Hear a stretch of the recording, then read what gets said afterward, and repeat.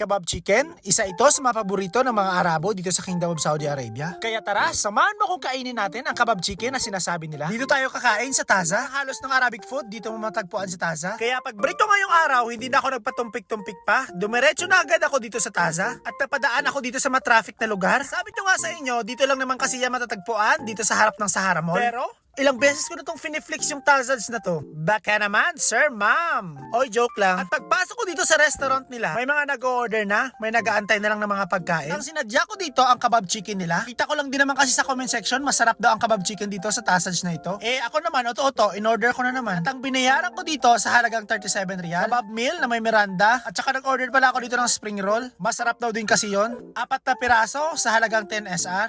At kaya tara, simulan na natin ang chibugan. 2 piraso ng kebab chicken na yan, 27 SR.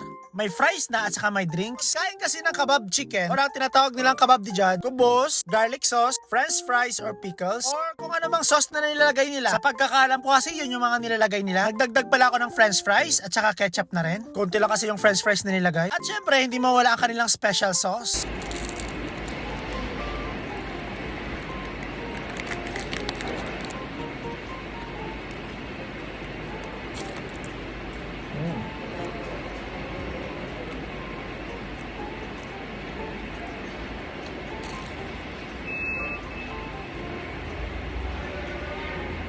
Kason mainit yan, sungak-sungak agad no? Hinahinay lang, ikaw man lang makain na, wala man sang iban. Kaya relax lang.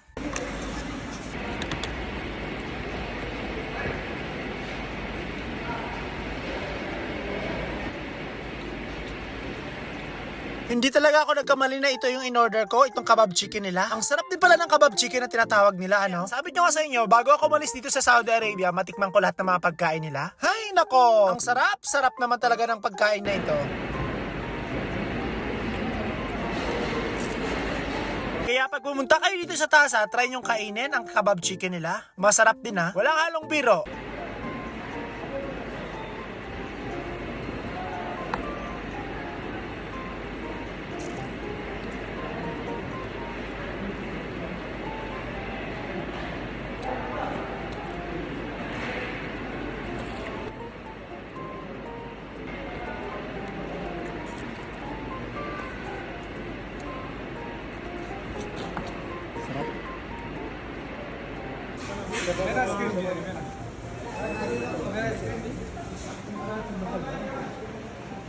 Hindi naman talaga sana ako bibili ng ice cream. Hindi ko naman alam na mayroon pala sila ditong ice cream. May dumaan kasi ito yung bit-bit niya. Kaya ako nainggit, bumili rin. Alam mo naman, inggitera ako.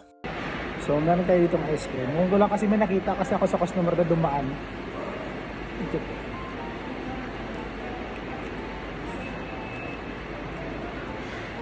Sarap na. 5 riyal.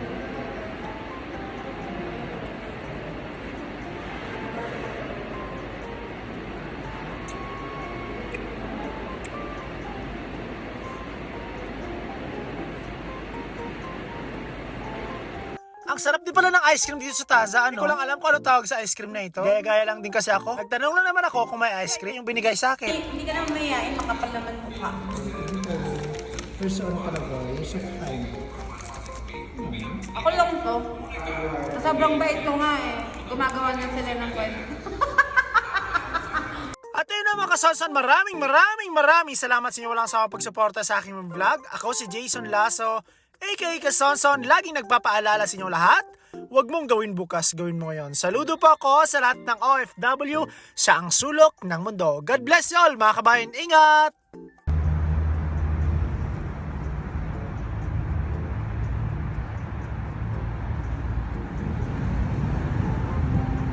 Andito na pala yung Volt kong binok. Sa halagang 13 SR lang binayaran ko papuntang bahay. Assalamualaikum.